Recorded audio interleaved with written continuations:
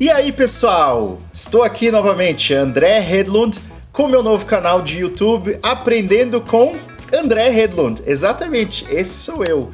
E hoje eu vim trazer para vocês o relatório da primeira semana daquele desafio que eu tô fazendo, gente. Será que deu certo? Será que vocês lembram? Desafio da ciência da aprendizagem? Ou seja, eu estou me usando como cobaia para tentar aprender novos comportamentos e eu estou usando as dicas que eu coloquei nesse meu livro aqui. Estudando com a ciência da aprendizagem. 10 estratégias baseadas em evidência de como estudar para aprender de verdade. O problema é, quando eu falo em estudar com a ciência da aprendizagem, quando eu dou palestra, quando eu dou consultoria, eu falo para as pessoas o seguinte: olha, se você fizer assim, é provável que você consiga aprender um novo comportamento, é provável que você consiga aprender um novo conteúdo, só que tem muitas variáveis em questão. Quando a gente faz o negócio, aí é mais complicado. Por isso que eu decidi me usar e usar as estratégias do livro para ver se eu consigo alcançar esse desafio. O desafio de 12 semanas, Ciência da Aprendizagem.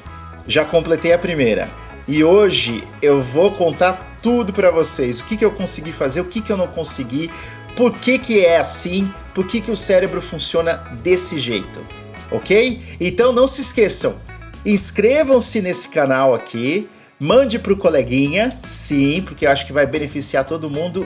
Deixa seu like, deixa um comentário e me conta, você também começou um desafio? Se não começou, não tem problema. Como eu disse, os meus resultados não são garantidos. Não sou coach, gente. E talvez, se você fizer do mesmo jeito que eu fiz, quem sabe, né, se vai dar certo ou não. São muitas variáveis. Mas a reflexão, o processo, isso sim importa bastante. Porque talvez esse seja o ponto de partida para a gente repensar algumas coisas. Vamos lá então?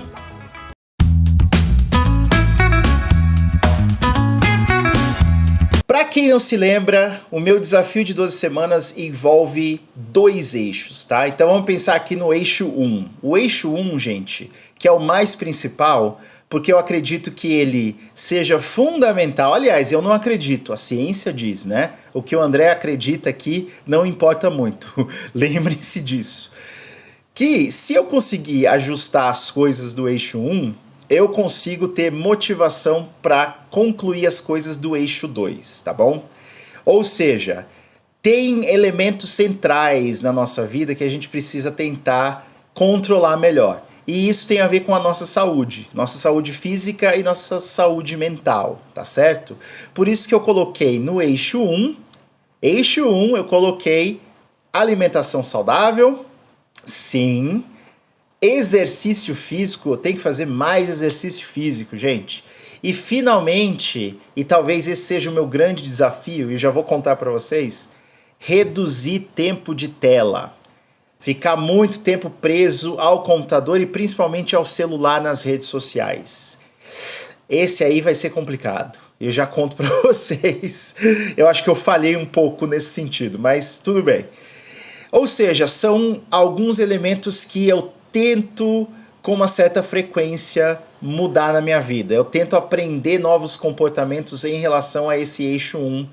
E eu não tenho conseguido fazer da maneira que eu gostaria de fazer. E eu sei que tem muita gente que está me assistindo aqui que se sente exatamente igual, né, gente? A gente tenta mudar alguns aspectos para tornar a nossa vida mais saudável e no fim das contas a gente volta ao piloto automático. O eixo 2, o eixo 2 tem a ver com um desafio que eu me propus que está relacionado com uma viagem que eu vou fazer agora para a Grécia, né? Eu já contei para vocês, então eu vou para a Grécia, eu vou ajudar a sediar, vamos dizer assim, né? Eu estive no comitê de organização de um evento chamado EduFest. Eu sou o diretor acadêmico dessa organização. A gente fez o evento ano passado na Sicília, na Itália, foi incrível. E agora vai ser maior, vai ter mais gente e vai ser na Grécia, vai ser em Atenas. Eu tô super animado por vários motivos. Um dos motivos é o meu livro, lembrem-se do meu livro, Fator Coruja, The Owl Factor, tem tudo a ver com Grécia, Grécia Antiga, filosofia, Sócrates, pensamento crítico, metodologia, contação de história, então vai ser muito legal levar o meu livro para a fonte de inspiração que é a Grécia, principalmente Atenas. E eu quero muito tentar falar pelo menos o basicão do grego, né? Eu sei que aprender grego nunca foi exatamente um desejo meu. Pelo menos, né, eu não me lembro de ter desejado aprender grego em nenhum momento específico da minha vida, talvez para entender um pouquinho melhor a origem das palavras, mas fora isso, nada muito assim, eu preciso aprender grego. O que isso quer dizer? O aprender grego é diferente do mudar minha vida para ter uma rotina mais saudável. O aprender grego, e eu tenho noção disso, está muito claro na minha cabeça, vai exigir estudo sistemático de algumas coisas que são processadas em sistemas de memória diferentes. É o caso, por exemplo, de aprender todo o alfabeto grego, aprender as palavras gregas. Isso não tem muito a ver com aprender a me exercitar todos os dias. São memórias, só que memórias diferentes. E eu quero mostrar que a ciência da aprendizagem te ajuda a criar novos hábitos que tem mais a ver com a memória de procedimento, ou seja, exercício físico, me alimentar melhor, mas também, principalmente, te ajuda com a memória declarativa. Aquela memória consciente que a gente usa para aprender conceitos novos, vocabulário novo, palavras novas, né? Para quem está aprendendo um idioma. Ou se você está fazendo um curso de, sei lá, física, você está fazendo um curso de química, qualquer que seja o curso que você está fazendo, você aprende muitas palavras novas. Esse tipo de memória é memória declarativa. E tem alguns subtipos de memória, né? Então, eu quero mostrar que esse desafio está olhando para esses dois lados. E aí? O que eu consegui fazer nessa semana, gente?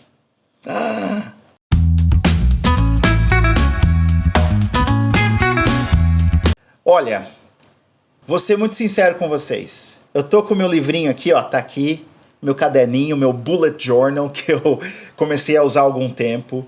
Eu fiz uma reflexão diária, desde que eu comecei, né? Poucas linhas. Coloquei assim, gente, olha, como é que eu consegui alcançar esses objetivos, né? Se eu alcancei ou não, coloquei aquele famoso check, né? Aquele tiquezinho para marcar se eu fiz ou não. E dentro de cada eixo, só para lembrar vocês, eu tenho alguns itens, né? Para quem ainda não leu, vai lá para o meu blog, olha só. Aqui no meu blog vocês vão achar um pouquinho do desafio das 12 semanas, uma descrição de cada eixo lá no final e esses subitens aqui. Então, basicamente o que eu fiz para tentar me controlar e para tentar gerenciar esse desafio foi tic, tic, tic. Será que eu consegui alcançar esses objetivos diariamente, tá? Eu coloquei diariamente. Eu não estou pensando muito no fim de semana, mas eu quero ver se pelo menos de segunda a sexta eu consigo me manter nos eixos. Literalmente me manter nos eixos.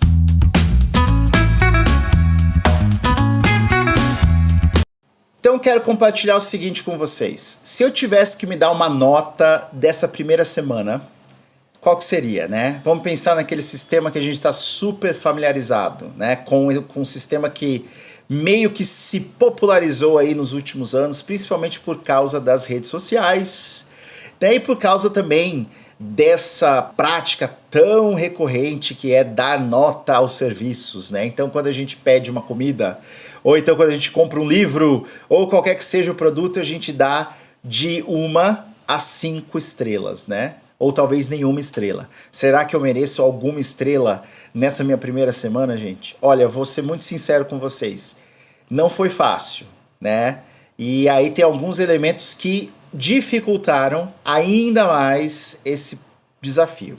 Só que eu acho que agora, nos últimos 3 dias, eu consegui dar uma avançada boa, tá? Então, se eu tivesse que me dar uma nota, acho que eu me daria 2,5 estrelas, 3 estrelas, vai? Vamos arredondar para 3 estrelas, ou seja, não foi abaixo da média, né? Foi um pouquinho acima da média, porque eu consegui fazer muitas coisas que eu queria, mas também deixei de fazer outras.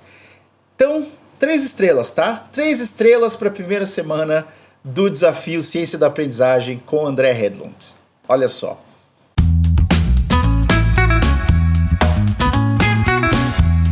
E agora vem algo que eu quero muito conversar com vocês sobre esse negócio que tem tudo a ver com o sistema de organização que eu decidi criar para essa primeira semana. Aliás, ele vai durar para todas as semanas, né?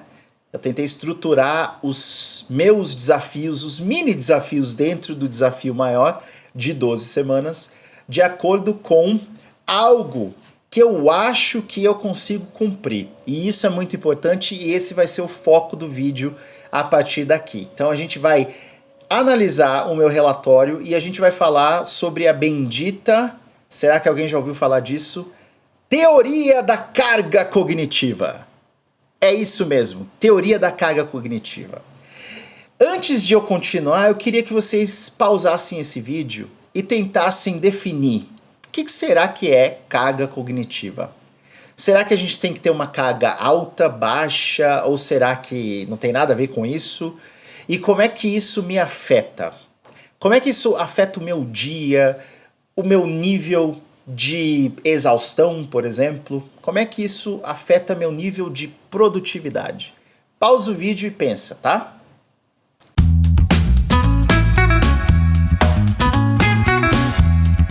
Não sei se você pausou o vídeo, espero que sim, mas vamos lá. Teoria da carga cognitiva é um negócio que a gente conhece desde os anos 80, pelo menos, por causa da pesquisa de um cara chamado John Sweller. Exatamente, John Sweller. E isso, é claro, que culmina nos anos 80 porque a gente já conhecia outras coisas que são extremamente importantes para a carga cognitiva. E uma delas é memória de trabalho. Então o que é memória de trabalho, gente? Esse aqui é o nosso querido cérebro Hannibal, que foi carinhosamente, né, chamado de Hannibal graças ao meu colega, irmão de outra mãe, Rodolfo Matiello. Rudy, thank you, man. E eu posso mostrar aqui para vocês onde é que fica essa memória de trabalho. Ela fica aqui no lobo frontal. Ela é uma rede, um hub, um espaço extremamente importante para tudo que a gente faz. Então, quando eu aprendo informação nova, ela entra na memória de trabalho. Se essa informação tiver cheia de detalhes, ou se eu receber muita informação de uma vez, eu vou ultrapassar o limite da capacidade da minha memória de trabalho. E aí eu não vou conseguir manter isso na memória de trabalho por um tempo razoável. Porque ela precisa ficar aqui antes de ser transferida para o resto do córtex, onde ela vai ser armazenada como memória de longo prazo. Entenderam? Então, memória de trabalho é isso, gente. E o que o John Sweller adicionou a essa ideia de memória de trabalho? A memória de trabalho, gente, vem já dos anos 70, né? O Baddeley, que é o grande pesquisador que criou um modelo de memória de trabalho que a gente pode discutir depois, inclusive eu já citei em alguns artigos no meu blog, depois vocês dão uma olhada, tá? Mas o Sweller adicionou o seguinte: ok, então se a memória de trabalho tem um limite, isso quer dizer que existe uma carga cognitiva, certo? Ou seja, a carga cognitiva tem a ver com a quantidade de memória de trabalho ou dos recursos da memória de trabalho que a gente precisa para executar uma tarefa, né? E tem diferentes tipos de carga. Então a gente tem a carga intrínseca, que tem a ver com a complexidade inerente do negócio que a gente está fazendo, da tarefa em si. É óbvio a gente pensar, por exemplo, que aprender grego é mais complicado porque tem um alfabeto diferente e tal, do que aprender espanhol. Pelo menos pra gente que fala português, né? Que tem muitas palavras cognatas, tem as mesmas raízes, aprender grego tem uma carga intrínseca maior. Faz sentido? Mas não tem só essa carga, né, gente? A gente também tem uma carga extrínseca, que em inglês é chamada de extraneous. Um nome meio interessante. Mas enfim, o que é uma carga extrínseca? É aquela carga que é imposta no material, na tarefa, por coisas que vêm do lado de fora, coisas externas. Então, quando eu adiciono detalhes desnecessários para explicar aquele negócio ou para executar aquela tarefa, ou eu aumento a carga cognitiva. E se eu aumentar a carga cognitiva, eu já uso mais espaço da minha memória de trabalho, que, coitadinha, já não tem muito espaço livre, né? Então, olha só que interessante, quando a gente ensina qualquer coisa para os nossos estudantes, dependendo do jeito que a gente ensina, do método que a gente escolhe, dos recursos disponíveis, a gente pode aumentar a carga cognitiva. Ou seja, a gente pode criar dificuldades desnecessárias em cima do material da tarefa, e isso não vai ser legal para os nossos alunos. Eles não vão conseguir aprender muito bem, porque a gente impôs mais carga no negócio que já tem uma carga muito complexa. A gente também tem uma outra carga que tem a ver com o processo natural da memória de trabalho, que é uma carga que a gente não vai discutir aqui, que em inglês é chamada de germane, né? Então, a carga que tem a ver com esse processo que a memória de trabalho precisa para mandar as coisas para a memória de longo prazo, tá? Então, essa carga tem muito mais a ver com a carga intrínseca do que com a extrínseca, tudo bem? Então, eu vou fazer uma pergunta aqui. Como é que você está se sentindo ultimamente? Será que você está cansado, que nem eu? Será que você está exausto? E olha só, gente, hoje eu tenho até uma agenda mais flexível, né? Eu consigo até fazer coisas, né, que me trazem prazer. Então eu tenho um tempo livre disponível, mas eu tô exausto, todo mundo tá exausto.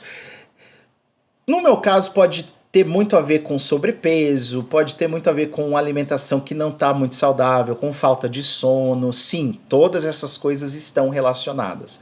Só que é muito provável que a gente esteja acabando com a nossa bateria. Essa, inclusive, é a analogia que eu usei no meu livro quando eu falo de carga cognitiva. Pane no sistema.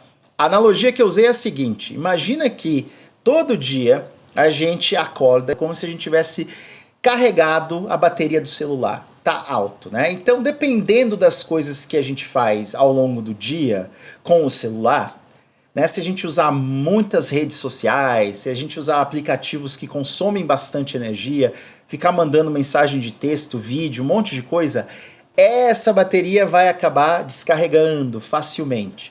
E a gente é mais ou menos assim, né? Se a gente lida com carga cognitiva muito alta sempre, que a gente tem que gastar muitos recursos cognitivos da memória de trabalho, a gente vai ficando exausto. E o que isso tem a ver com o meu desafio? Pois bem, o meu sistema de organização é simples, né? Eu escolhi algo que eu acredito que eu consiga fazer.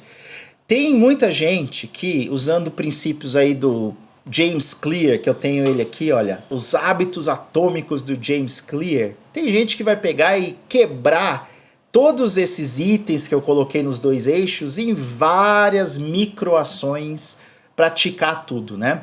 Ou seja, você vai passar muitas horas durante a semana ticando, eu fiz isso, eu fiz isso, eu fiz isso. Então, por exemplo, eu posso dividir o item alimentação saudável em subitens. Eu posso colocar café da manhã, almoço e janta e os lanches aí no meio das grandes refeições. Eu posso até dividir em mais subitens. Eu posso colocar, será que eu comi salada? Será que eu comi grão? Será que eu comi isso? Enfim, então eu posso escolher o nível de detalhamento que eu quiser.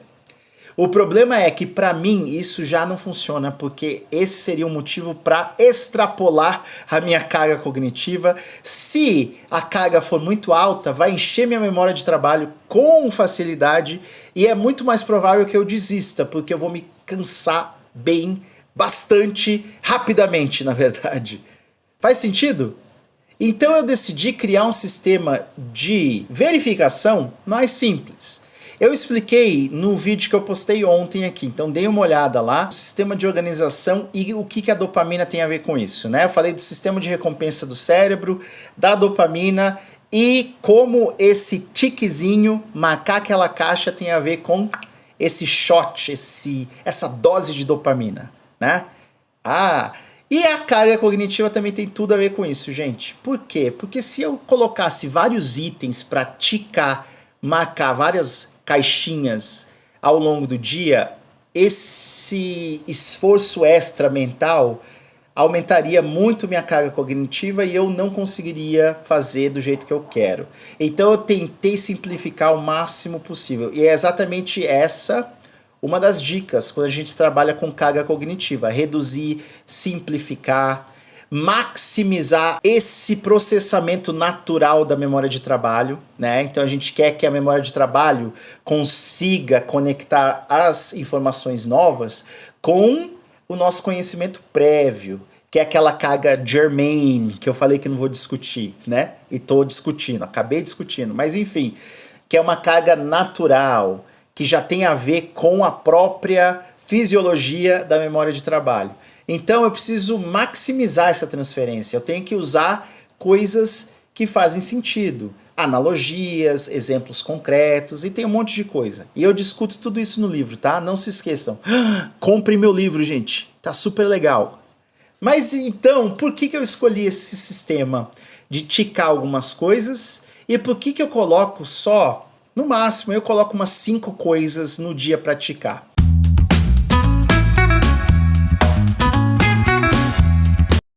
Porque eu acredito que se eu colocasse muitas coisas, minha carga cognitiva sobrecarregasse, eu acabaria desistindo. Então não funciona bem. Tem um perigo. O perigo é que talvez eu não consiga ver os detalhes de cada item que eu estou tentando executar. Isso pode ser, não sei, talvez um viés. Pode criar um viés, né? Eu acho que me alimentei bem, porque eu tiquei a alimentação, mas eu não olhei exatamente todos os detalhes para ver se realmente eu me alimentei bem.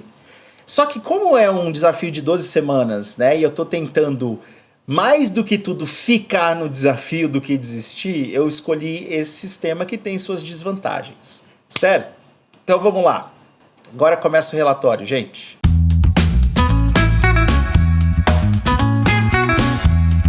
Então vamos lá, gente. Relatório, primeira semana. Tá aqui no meu bullet journal, tá, gente? Olha só que legal que ficou, né? Depois eu tiro uma foto e mando para vocês. Dia 1, 7 de junho, eu fiz uma leitura, né? Então eu coloquei leitura aqui, esse aqui é o meu analógico, tá, gente? Aí tem o digital também que tá no calendário do Google. Lembre-se do vídeo que eu fiz ontem. Leitura, tic. Alimentação, cerveja e souvlaki, que é um prato grego, tá? O meu timing não foi legal, né? Eu comecei esse desafio justo no feriado, né? Então, acabei bebendo cerveja, comi souvlaki, não fiz nada de exercício, não fiz nada do grego, nada. Não consegui ficar longe das telas, né? Então fui dormir com o celular, olhei coisas no celular à noite, não rolou bem, gente. No dia 8 de junho, fiz leitura, alimentação foi legal, mas eu ainda tomei, porque era, né, feriado, ainda tomei um vinho, olha só, mas não tomei muito. Fiz exercício, uma caminhada leve, telas, falhei, grego não comecei ainda, esse é o segundo dia, tá? E aí eu tive algumas ideias que eu anotei aqui, olha só que interessante, essa reflexão leva a ideias. No dia 3, gente, 9 de junho, fiz a leitura, sim, eu tô lendo aquele livro maravilhoso que eu comentei ontem no vídeo, Behave, do Robert Sapolsky, tá? Excelente livro, um livro que fala sobre comportamento humano. Alimentação, ok. Exercício, caminhada também.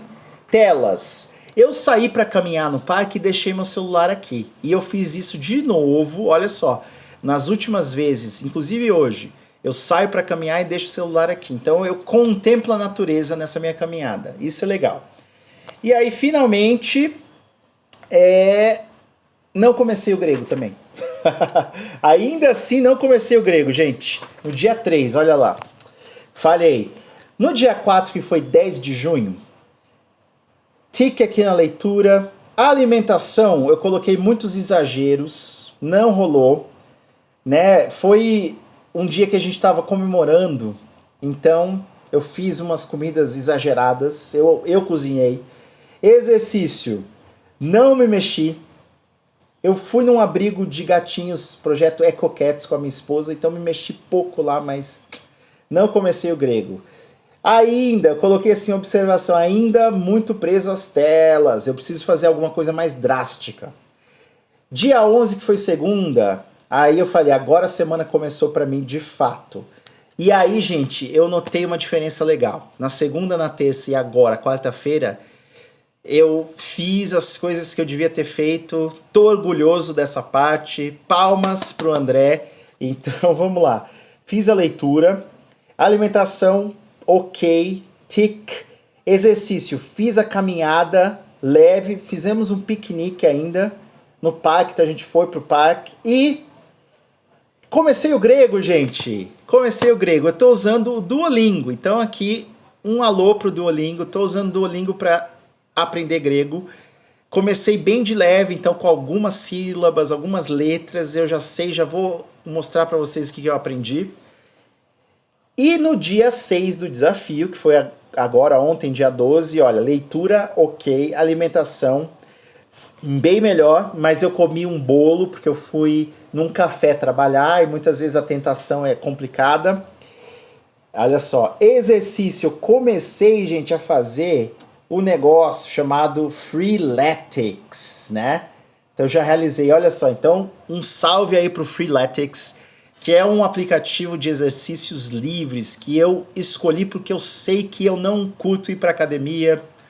Eu quero ter algo que eu consiga fazer em qualquer lugar. Eu viajo, vou para hotel, tô no quarto do hotel, consigo fazer. Se não tiver academia, eu consigo fazer. Porque senão eu sei que vou arrumar alguma desculpa para não fazer. Então eu escolhi o Freeletics e valeu Freeletics. Tem funcionado. Aliás, eu só fiz 2 vezes, né? Então vamos ver. Freeletics eu fiz e fiz o grego, de novo, fiz Duolingo, tá? Fiz o Duolingo do grego. No dia 7, gente, que é hoje, né? Aliás, é hoje dia 7? Não, hoje seria o dia 8, olha lá. Dê uma olhadinha aqui no calendário, que foi ontem, né? Tô perdido aqui com os dias. Fiz a leitura, alimentação big time, eu escrevi aqui, olha. Foi excelente ontem, muito bom, não passei fome, comi super bem. Exercício, fiz caminhada, fui cortar o cabelo, andei, demora uma meia hora para chegar, meia hora para voltar, fiz o Freeletics, fiz o grego no Duolingo e eu coloquei aqui o melhor dia, gente. O corpo tá dolorido, tudo certo, no pain, no gain. Então esse é o relatório da primeira semana. Consegui fazer, principalmente segunda, terça e quarta, né? Segunda, terça e quarta hoje. E o grego tá rolando, gente. Eu já aprendi algumas letras gregas. Deixa eu mostrar aqui para vocês o que eu aprendi no Duolingo, tá?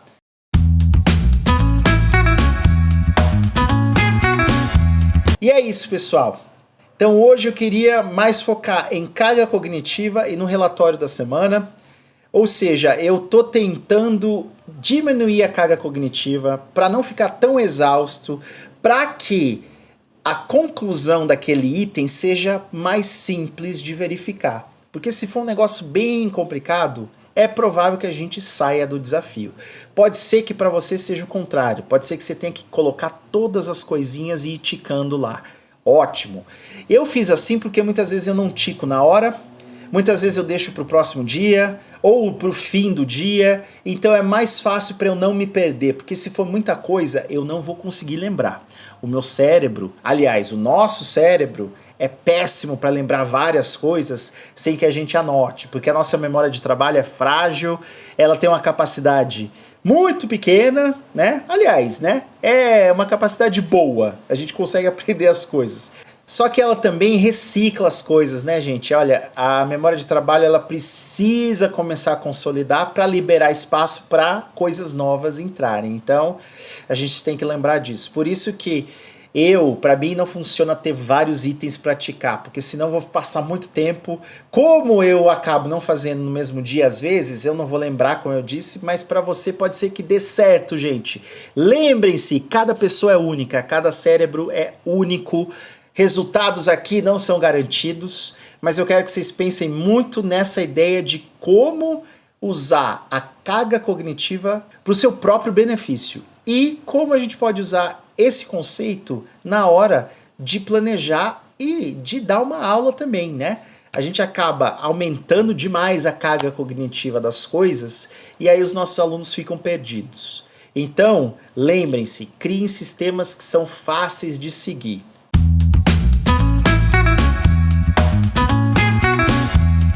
Semana que vem tem mais. Eu sei que o vídeo ficou um pouco longo, mas eu queria explorar todos esses conceitos relacionados à ciência da aprendizagem. Então não se esqueçam. Vão lá, mandem esse canal aqui, Aprendendo com o André Hedlund, para o coleguinha, para os seus alunos, para o gestor, gestora da escola, todo mundo, para que a gente consiga refletir um pouquinho mais sobre a ciência da aprendizagem e a prática baseada em evidência. E torçam por mim, gente. Essa aqui foi semana... Esse aqui é o início, na verdade, da semana 2. Falei da semana 1, mas agora semana 2. Eu tô mais motivado, eu tô me sentindo melhor, eu me considero um pouco mais disposto, inclusive. Acordei, né, na segunda-feira, na terça-feira, com mais disposição para fazer as coisas. Leve dor, ou leves dores pelo corpo, por causa do exercício físico. Não estou me sentindo extremamente faminto de querer comer tudo. Quero fazer sempre a leitura, quero me manter nos eixos, tá, gente? E a ajuda de vocês é essencial. Essa pressão, essa expectativa estão me ajudando bastante. Então, vamos lá, bora! Semana 2 começando agora. Eu vou ter uma viagem no fim de semana. Vou fazer alguns vídeos lá e vamos ver se eu consigo me manter apesar de estar fora aqui do meu ambiente, tá certo, gente? Abraço, beijo para todo mundo, é isso, foi um prazer e não se esqueçam, deixem um comentário, deixem a curtida e inscrevam-se no meu canal, gente, eu preciso de mais pessoas, porque eu quero falar muito sobre isso, tá bom? Então, mandem para todo mundo. Tchau, tchau, gente.